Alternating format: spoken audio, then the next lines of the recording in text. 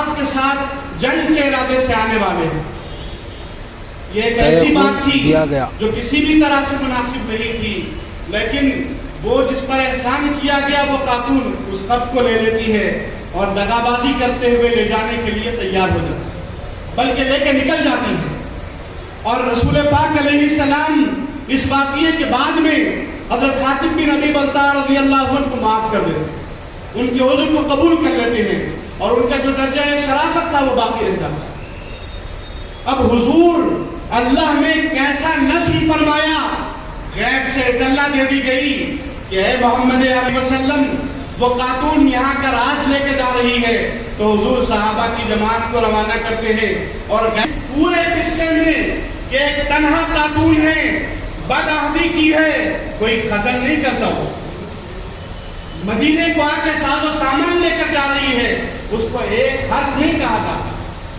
حضرت سیدنا علی مرتضیٰ رضی اللہ عنہ جب دیکھتے ہیں کہ اس کے پاس کچھ بھی نہیں ہے تو آپ اپنی تلوار بے نیام فرماتے ہیں، اس کے بعد فرماتے ہیں اخرج الکتاب اور گرامی ایک ملک دوسرے ملک کو، مسلمانوں کو، ہزاروں کو مسلمانوں کو وہ تباہ و برباد کر رہا ہے۔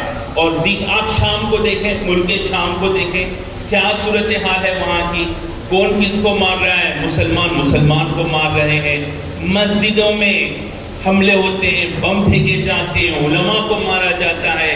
یہ ایک مسلمان دوسروں کو چھوڑ دیں، مسلمان مسلمان کو قتل کرے۔ ایک حدیث میں سرکار نے ارشاد فرمایا کہ قیامت سے پہلے فتنے ہوں گے، علم اٹھ جائے گا، جہالت ظاہر ہو جائے گی، اور حرج عام ہوگا۔ حج کا مطلب صحابہ نے اس کے اصلا حج سے مراد کیا ہے، تو سرکار نے فرمایا قتل عام ہو جائے گا۔ لیکن اس کی ایک وضاحت سرکار نے یہ بھی فرمائی ہے کہ حرج میں مسلمان غیر مسلم کو قتل نہیں کریں گے، جنگ جو ہے غیر مسلم کے ساتھ نہیں ہوگی، بلکہ مسلمان مسلمان کو قتل کرے گا، بھائی باپ کو قتل کرے گا، بیٹا باپ کو قتل کرے گا، بھائی بھائی کو قتل کرے گا، باپ بیٹے کو قتل کرے گا، بھائی اپنے چچا زاد بھائی کو قتل کرے گا۔ صحابہ نے کہا یا رسول اللہ اس وقت عقل کہاں ہوگی، عقلیں کہاں ہوں گی اس وقت میں؟ یہ کیسے پاگل لوگ ہیں کہ دشمن اپنے بھائی کو، اپنے باپ کو، اپنے سگوں کو ان کو قتل کریں گے، عقل کہاں ہوگی، اتنی فہم نہیں ہوگی ان کو۔ سرکار نے فرمایا اللہ تعالیٰ ان کے عقلوں کو اٹھا دے گا، یہ خدا کا عذاب ہے۔ تو شارحین نے حدیث سے لکھا ہے کہ یہ جو قتل ہوگا اس کی بنیاد کیا ہوگی، تو ابن حجر اسقلانی رحمۃ اللہ علیہ نے لکھا ہے کہ دو وجوہات ہوں گی، ایک جہالت اور دوسرا حرص۔ یہ جہالت کی وجہ سے قتل ہوگا اور حرص کی وجہ سے قتل ہوگا۔ عزیزان گرامی یہ جہالت آپ دیکھیں کہ مسلمان قوم میں کیسی جہالت ہے اور کیسی انا ہے کہ ایک آدمی گھور کے دیکھ رہا ہے اس کے اوپر فساد ہو رہا ہے، ایک آدمی کچھ اس کے سامنے سے ہٹتا نہیں ہے، تھوڑی سی اونچ نیچ ہو گئی اس کے اوپر قتل و خون ہو رہے ہیں۔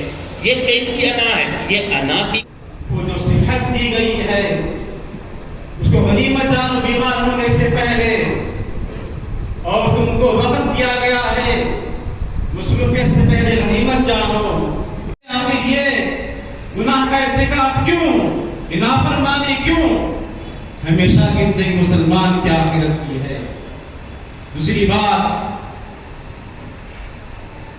اللہ تعالیٰ نے سخت وعیدیں ہیں، بخاری کی روایت ہے، حضور نبی کریم صلی اللہ علیہ وسلم کی بارگاہ میں ایک صاحب کا تذکرہ کیا گیا جو فجر کی نماز نہیں پڑھتے تھے، وقت ہو جا اس کے دونوں کانوں میں پیشاب کرتا ہے۔ علامہ ابن حجر اسقلانی نے اس کی تشریح فرمایا یہ حقیقت مبنی ہے کہ شیطان کا پیشاب بے نمازی کا زانی بنے گا، گناہ کبیرہ اس کے سامنے بھی بات نہیں ہوگی۔ یہ بڑی کمزوری مسلمانوں میں اس وقت ہے۔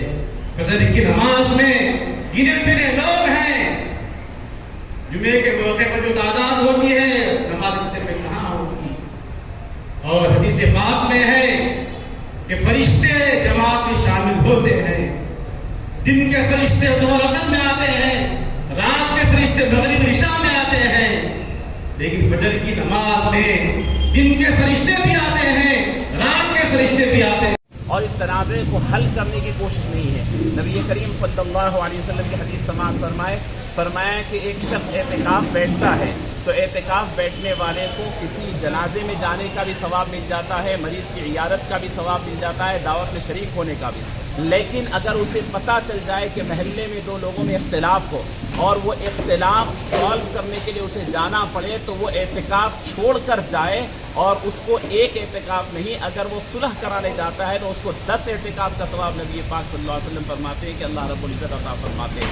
اور یاد رکھیں قرآن نے فرمایا وَالصُّلْحُ خَيْرٌ، صلح کرانا بہت بڑی نیکی ہے۔ نبی کریم صلی اللہ علیہ وسلم صلح کرانے میں آگے رہتے، پیش ہوتے ہیں، لیکن اچھے لوگ زیادہ ہوتے ہیں۔ کیا بات ہے کہ پورے اچھے لوگ مل کر کے چند کرمنلز کو کنٹرول کیوں نہیں کر سکتے؟ ہم سوچتے نہیں، کیوں بیچ میں جائیں، اس بات کی ہمیں توجہ نہیں ہوتی، ہمیں کرنی چاہیے۔ اور یاد رکھیں حالیہ دنوں میں وراثت کے جھگڑے میں بھائیوں نے مل کر کے بہن کا قتل کیا، بیٹوں نے مل کر کے باپ کا قتل کیا۔ یاد رکھے جو قتل کرتا ہے وہ وراثت سے محروم ہے، اسے کوئی وراثت میں حصہ نہیں ملتا، محروم الارث ہے۔ وہ جو بچے 3 مہینے کی جیل کاٹ کے باہر آئیں گے تو وہ سمجھیں گے کہ ان کو جائیداد میں حصہ ملے گا، شرعی اعتبار سے جائیداد میں ان کو کوئی حصہ نہیں۔ وہ بھائیاں جو بہن کو قتل کیے ہیں وہ گئے ہوئے ہیں، وہ سمجھیں گے کہ جائیداد میں حصہ ملے گا، جائیداد میں حصہ ان کو نہیں ملے گا۔ یہ اگر اویئرنیس ہو تو پھر جائیدادوں کے حوالے سے تو قتل و غارت گیری نہیں ہو سکتی ہے۔ اللہ رب العزت ہم تمام کو نیک شعور اور نیک توفیق نصیب فرمائے۔ یہ علماء کی کس حد تک ذمہ داری بنتی ہے کہ جو ہے عوام کو یہاں پر ایک سوال کیا جا رہا ہے علماء کی کس حد تک ذمہ داری بنتی ہے؟ میں آپ کو عرض کرتا ہوں، دیکھیے ایک بات سنیے کہ علماء جہاں بولتے ہیں وہاں عوام آتی نہیں ہے۔ اب علماء بیٹھے ہوئے تھے، آپ دیکھیں کہ عوام کتنی آئی، کتنا حساس معاملہ ہے۔ ضرورت اس بات کی ہے کہ دونوں طرف سے توجہ ہونے کی ضرورت ہے۔ علماء جمعہ کی تقریروں میں بولتے ہیں تو آپ حضرات جو عوام ہوتی ہے وہ خطبے میں آتے ہیں اور بالکل نماز کے قریب آتے ہیں، تو ایک دوسرے کا تعاون ہونی چاہیے۔ جو علماء نہیں بولتے ہیں وہ بھی بولنی چاہیے، اور جو بولتے ہیں اس کو عوام ایکسیپٹ کرنی چاہیے۔ عوام الناس ایک دوسرے میں اعتماد کا ماحول پیدا کرنی چاہیے۔ ماحول آج کل یہ ہو گیا ہے کہ ایک دوسرے کو کرٹیسائز کرے، دوسرا تیسرے کو کرٹیسائز کرے، اس سے عمارت اسلام کی بکھر جائے گی۔ عمارت جڑنا ہے تو ایک دوسرے کا تعاون حاصل کرے۔ جزاک اللہ خیر، السلام علیکم۔ اس نیوز کے پراجک ہیں TMT AC سروس۔ کیا آپ بھی گرمی اور سفوکیشن سے بے حد پریشان ہیں اور AC کی شاپ آپ کے گھر سے کافی دور ہے؟ ایسے میں AC کو لے کر آنا اور سب سے بڑا کام اس کو فٹ کروانا، تو ہم آپ کے لیے لے کر آئے ہیں TMT AC سروس۔ تو دیر کس بات کی، اٹھائیے فون اور کیجیے ہم سے سمپرک۔ ہمارا نمبر ہے 9581614954۔ ہمارا ایک اور نمبر ہے 9885178950۔ آپ ہمیں نیچے دی گئی میل ID پر میل بھی کر سکتے ہیں۔ آپ کی سیوا کے لیے ہمیشہ اپلبدھ۔